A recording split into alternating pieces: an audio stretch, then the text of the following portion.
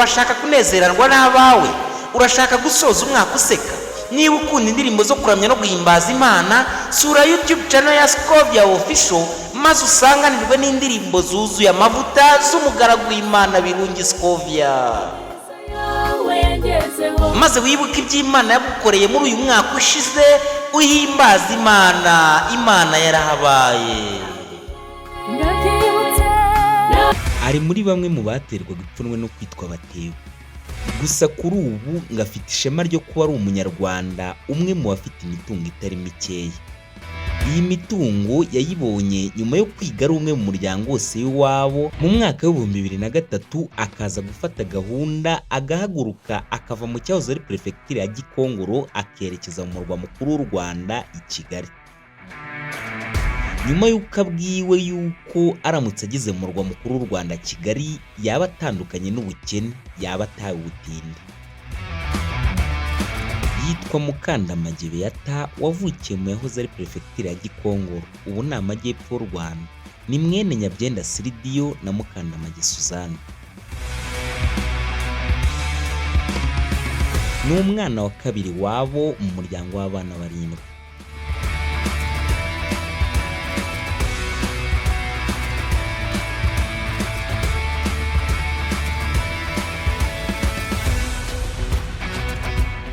Amashuri abanza yayize mu ishuri ribanza rya Kirehe, ayisumbuye aza kuyakomereza muri groupe scolaire Kamegeri Sovu.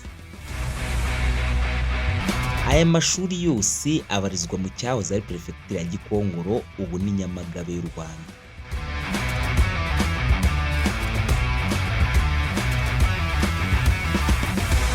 Nyuma y'uko asoje amashuri yisumbuye, yaje guhura n'umwe mu barimu be wamwigishije mu mashuri abanza, wari utagikora umwuga wo kwigisha, wari usigaye yaragiye gushakishiriza mu mujyi wa Kigali, wari uzuye umwana mu buryo butangaje, mu buryo buhagije. Uyu mwarimu yarazi ubuhanga bw'uyu munyeshuri Beata, kuko amashuri yiwe abanza yose yize Kirehe i Nyamagabe. Uyu mwarimu yagiye amuca mu maso inshuro nyinshi zitandukanye. Uyu mwarimu yari yaramwigishije, muri make yarazi ubushobozi bwe. Mu mpera z'umwaka wa 2002 uyu mwarimu wari utakigisha, wari usigaye azunguza ahatandukanye mu mujyi wa Kigali.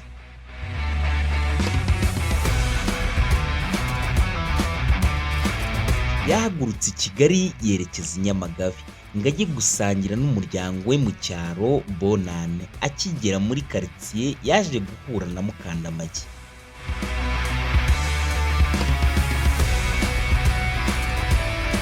Baraganiriye, Mukandamage amutekereza imibereho ye ya nyuma y'ishuri, imibereho itari myiza na gakeya. Nyuma yo kurangiza amashuri yiwe yisumbuye ariko akabura imirimo yo gukora, uwari umwarimu we yumva iyo nkuru ya Mukandamage iramubabaza ku buryo butangaje, ko yari azi ubuhanga bw'uyu munyeshuri we Mukandamage Beata, ariko akibaza uburyo yabuze icyo gukora. Byaramubabaje ariko abura icyo kubikoraho.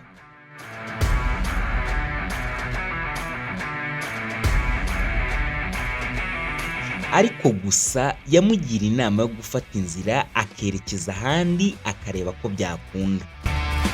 Mukandamage yamugishije inama y'aho yakerekeza mu kiganiro be bagiranye. Uyu mwarimu yamwimiriye kuzajyana nawe i Kigali. Barabyimiranyijwe, ntibyatinze umwaka wa 2002 uburarangiye. Ku itariki ya 3 z'ukwa mbere umwaka wa 2003, mu rukerera rw'uwo munsi, ahari kuwa gatanu mu mpera z'icyumweru, nibwo Mukandamage Beata yazindutse yerekeza mu murwa mukuru w'u Rwanda i Kigali. Akigerayo yatangiye guhatana n'ubuzima nabwo butari bumworoheye. Iyo muganiriye akubwira ko hatarashira umwaka umwe ageze mu murwa mukuru w'u Rwanda Kigali, yaje guterwa inda bitunguranye, ayiterwa n'umusore bahuriraga mu kazi. Aho yahigiraga ubuzima mu murwa mukuru w'u Rwanda i Kigali. Beata ubuzima bwakomeje kumugora. Yaje kubyara umwana amubyarira mu buzima bubi, ari we ndetse n'uwari wamuteye inda nta n'umwe wari ufite ubushobozi. Ari umwana yatangiye guhura nawe n'ubuzima bubi ndetse bitaretse na Beata, aho akubwira ko ntacyo yabonaga cyo kurya ngo abone konsa umwana.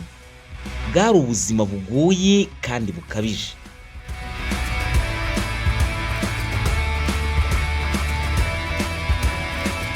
Gusa yakomeje guhatana n'ubuzima, rimwe na rimwe bikanga, ubundi bigakunda akabona icyo kurya. Yabona icyo kurya akabona icyo konsa umwana, bityo umwana akarushaho kumererwa neza. Uko yakomezaga gukorera i Kigali yagendaga yunguka ubwenge ndetse n'amakuru. Yaje guhura n'uwitwa Mutoni wacuruzaga imyenda i Kigali, ariko yayicuruzaga iturutse mu bihugu by'abaturanyi nk'igihugu cya Uganda ndetse na Kenya. Yaje kumuganiriza, Mukandamage Beata atangira kujya aganira n'uwo Mutoni. Mutoni yaje kumuhuza n'uwajyaga amurangurira iyo myenda, nyuma y'igihe baza kumenyana ndetse baba n'abashuti. Mukandamage Beata yaje kuganiriza uyu wajyaga urangurira Mutoni, amubaza uburyo ashobora kubona amakuru y'uburyo nibura nawe yagera i Bugande. Uyu mukobwa yasobanuriye Mukandamage Beata. Nyuma yo kumusobanurira, Mukandamage yaje gutangira gushaka ibyangombwa nibura byamufasha bikamwambutsa umupaka w'Ubugande Gatuna. Nyuma y'igihe kitari gito, Mukandamage Beata yaje kubona ibyangombwa. Mu mwaka w'ibihumbi 2012 mu ntangiriro zawo, Beata yaje guhura n'akaga gakomeye. Nyuma yo kubona ibyangombwa bimwemerera kwambuka umupaka pasiporo, urwandiko rw'inzira, umuhungu we yari yarabyariye mu buzima bubi bugoye, wari umaze kugera mu gihe cyiza, wari umaze gukura, yaje guhura n'impanuka aragongwa, aza no guhita yitaba Imana. Byabaye nk'isi yari imwubarayeho, ariko Beata yakomeje kwihangana. Bashyinguye umwana we birarangira. Ariko uwo mwaka w'ibihumbi 2012 Beata yarawuvumye kimwe n'abandi bose. 2012 nge singukundwa 2012 genda mwaka mutindi, kuko wamubereye mubi bidasanzwe. Nyuma y'ibyo byose byari bimaze kuba kuri Beata Mukandamage, Mukandamage yafashe inzira yerekeza i Bugande. Beata ageze i Bugande atangira guhangana n'ubuzima n'ubundi mu buryo bugoranye. Iyo yabonaga ifunguro rimutunga umunsi ku munsi, yarapfukamaga agasingiza Imana. Byakomeje kumugora, ariko Imana igakomeza kumufasha, ariko akomeza guhatana. Yamaze imyaka 3 mu Bugande, gusa mu mwaka w'ibihumbi 2015 aza guhaguruka yerekeza i Nairobi muri Kenya, aho yari ajyanwe n'umumama yameseraga i Kampala, wari wimukiye gukorera i Nairobi, agatwara Beata kugira ngo ajye amufasha mu mirimo yo mu rugo ndetse amumesere n'imyenda y'abana be. Uyu mumama barimukanye bavana i Kampala berekeza i Nairobi. Bamaze kugerayo bamaranye igihe gitoya cyane, kuko kitanageze no ku mwaka. Nyuma aza kumusezera, atangira n'ubundi ubuzima bwo guhangana. Beata yatangiye akazi ko gucuruza ibigori. Agura imbabura, agura ibyungu binini mu mafaranga yari amaze gukorera.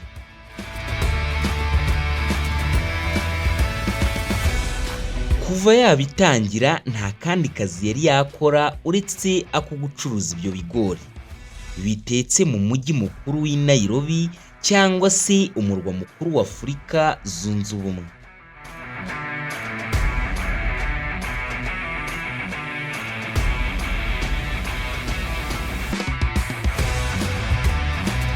Ibikorwa bya Beyata byaje gukomeza kugenda byaguka bijyanye n'ubwo bucuruzi yakoraga ndetse na n'ubu agikora.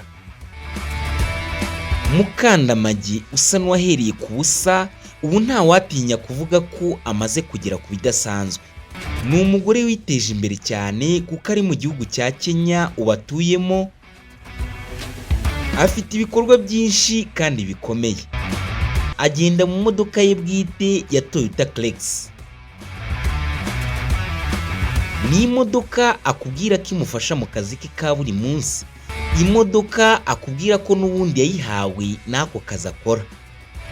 Akorera mu duce 10 dutandukanye mu mujyi w'i Nairobi. Mukandamage Beyata iyo muganiriye akubwira ko atangira ako kazi yagatangiriye mu mujyi w'i Nairobi rwagati ku ibarabara rya River Road. Ariko ako kazi kagendaga gatera imbere.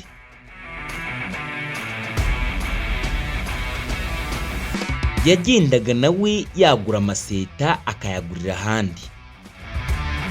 Yayaguriraga ahandi mu mihanda itandukanye mu mujyi rwagati Nairobi,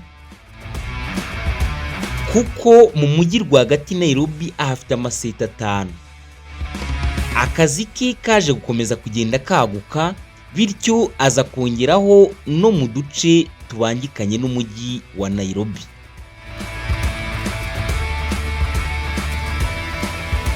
Ubu kuri ubu amaze kugira amaseta 10 yose yakoraho kuko afite imodoka ya deplacement.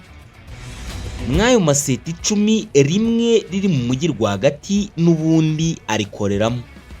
Andi maseta 9 asigaye akorerwamo n'abakozi ahemba buri kwezi. Uyu Mukandamage Beyata ajya gutangira iyi business yatangiye kwibaza ku bitandukanye, ariko akitsa ku mirimo itamusabaga igishoro kinini kuko ntacyo yari yifitiye.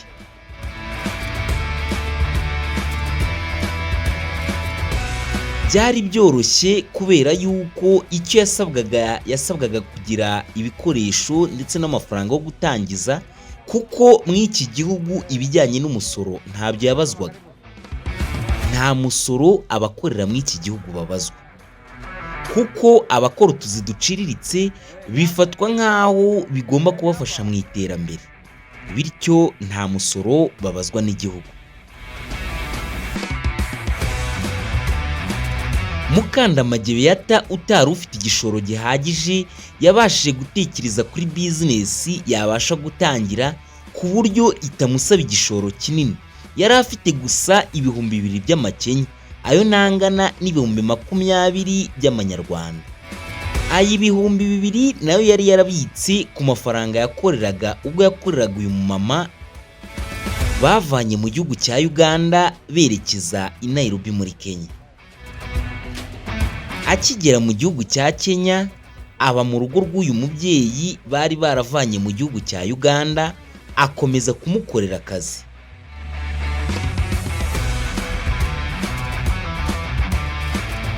Uyu mubyeyi yari yimukiye mu gihugu cya Kenya kugira ngo akomeze kuhakorera akazi ke k'ubucuruzi, bityo bimukana na Mukandamage Beyata akomeza n'ubundi kujya amufasha mu mirimo isanzwe yo mu rugo.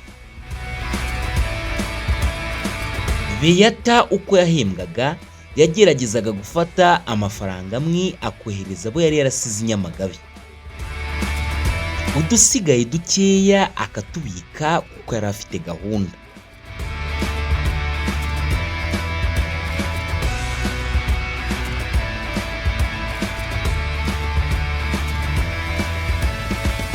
Nubwo yakoreraga amafaranga make, gusa kuri we yari menshi.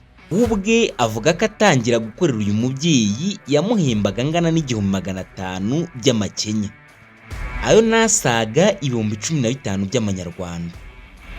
Ariko yagendaga amuzamura kubw'umurava Mukandamage Beyata yagaragazaga mu kazi.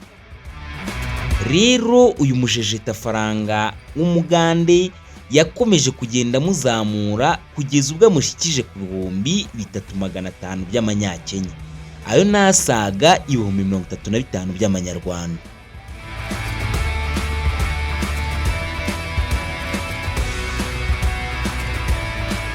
Iyo uganira na Mukandamage akubwira ko wari umushahara mwiza, we abivuga atebya ati uyu mubyeyi yampembaga umushahara wa mwarimu kandi nkora mu rugo.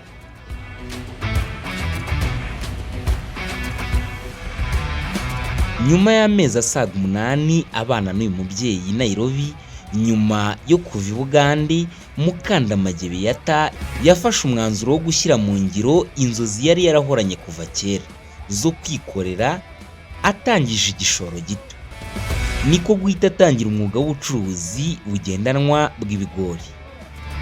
Ibigori bitetse.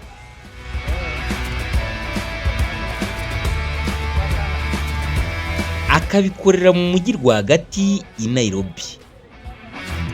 Ushobora kwibaza uti ese ubu bucuruzi bugendanwa bw'ibigori bitetse bukorwa bite? Iyi business ikorwa ite? Niba utarakora subscribe kuri Smart Maker TV show, wayikora tukinjirana neza mu iki kiganiro.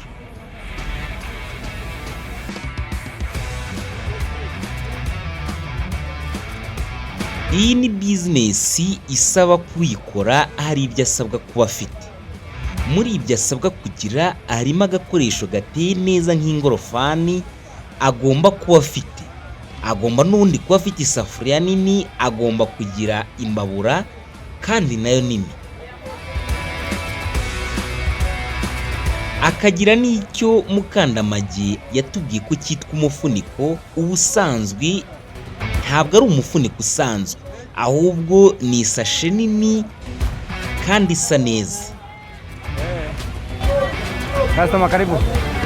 Nyuma yo kuba ufite ibi bikoresho rero, usabwa kurangura ibigori, ugashyira ya sashe muri ya safuriya, ugatekeramo ibigori, warangiza ugasukamo amazi, imbabura ukayicana, warangiza ukayitereka kuri ka gakoresho, ugaterekaho ya safuriya nini yuzuye ibigori,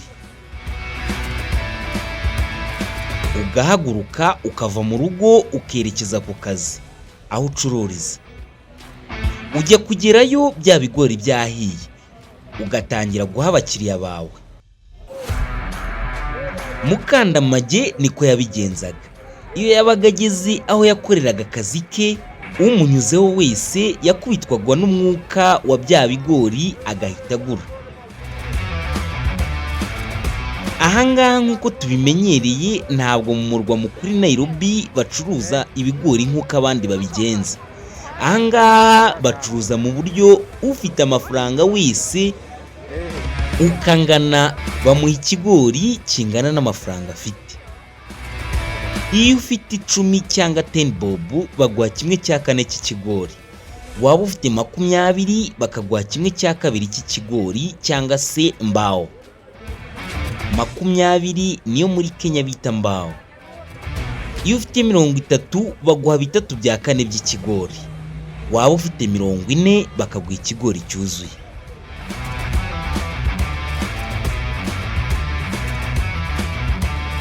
Uwanyuraga kuri Mukandamage wese yahumurirwaga n'ibyo bigori yarangiza akagura.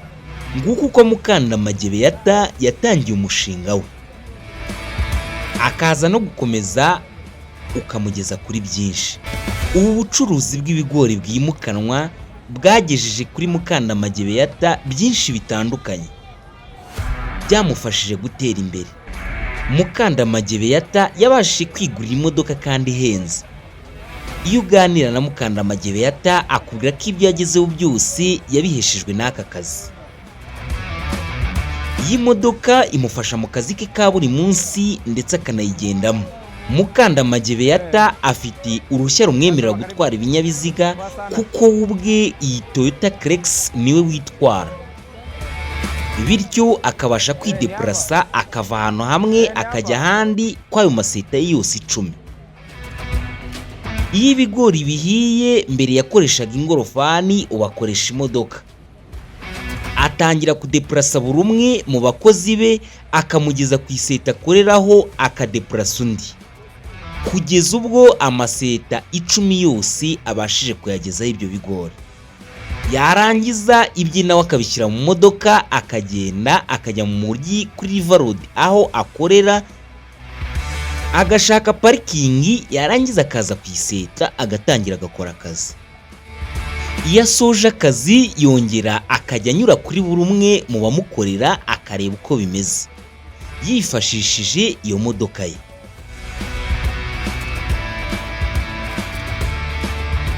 Si imodoka gusa Mukandamage Beata yagezeho, ahubwo afite n'inzu yaguze Kasarani. Icyo ni igice kimwe mu bice bigize Nairobi. Yaguze inzu iri mu buryo bwa kadasiteri. Si muri Kenya gusa Mukandamage Beata afite imitungo, kuko no mu Rwanda aho Mukandamage akomoka mu mujyi rwagati Nyamagabe ahitwaga iwabo w'Abatibu, gusa ubu hakaba harahindutse mu Baterebon. Aha naho Mukandamage ahafite umuturirwa wasaga amamiliyoni. Ibyo byose Mukandamage Beata yagezeho n'ako kazi kabimuhesheje, kuko n'ubundi kuri ubu ari byo agikora. Mu maseti 10 ye yose rimwe arikoreramo, andi agakoramo abakozi.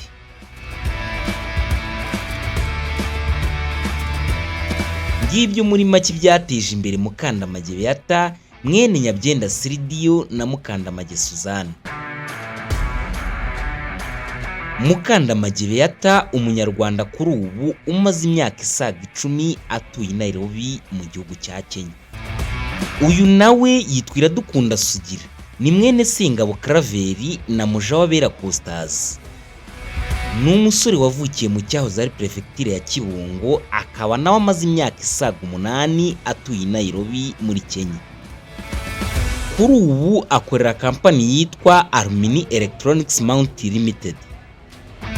Iyi ni kampani ishinzwe kumanika ndetse no gukora za installation z'ibitandukanye ku miturirwa miremire mu gihugu cya Kenya, cyane cyane mu murwa mukuru Nairobi. Ibi byaje kumuteza imbere ku buryo butangaje. Uyu nawe afite imitungo itimukanwa itandukanye aho akomoka mu cyahoze ari prefecture ya Kibungo. Iyi nkuru yacu uyu munsi reka tuyisorize kuri uyu musore w'umurundi umaze imyaka 4 gusa i Nairobi. Oya ntabwo twahakura. Nukubera iki? Nukubera hari ubukene. Acuruza imyenda mu mujyi, ariko amaze kugira ibikorwa bitandukanye by'iterambere i Bujumbura. Amaze kugura amazu arenga 3 ndetse n'ibindi. Gusa muganira n'uyu musore asobanura uburyo urubyiruko rwo mu Burundi nta buryo bwo kubona amafaranga rwagiraga. Ibi byose byatumye urubyiruko rushira mu iki gihugu berekeza mu bihugu bitandukanye, cyane cyane higanjemo iby'abaturanyi, aho bamwe babarizwa mu gihugu cya Uganda, abandi bakabarizwa mu gihugu cya Kenya, abandi bagiye muri za Malawi, abandi bajya za Mozambique na Zambia. Iyo ugereranyije usanga urubyiruko rw'Abarundi hasigayemo mbarwa. Umvuka bivuga mu magambo y'ubu Udakunda kuguma mu gihugu mu Burundi. Oya ntabwo twahakura. Nukubera iki? Nukubera hari ubukene. Niba utarakora subscribe ku channel ya Smart Maker TV Show, wayikora kugira ngo ibiganiro tugutegurira bijye bikugeraho ku gihe. Niba iki kiganiro cyakunyuze, ugira icyo utubwira muri comment, ndetse wanagisangiza n'abandi mu gihe cyakunyuze tugashyigikirana. Wakoze kudutega amatwi, wakoze kutwumva.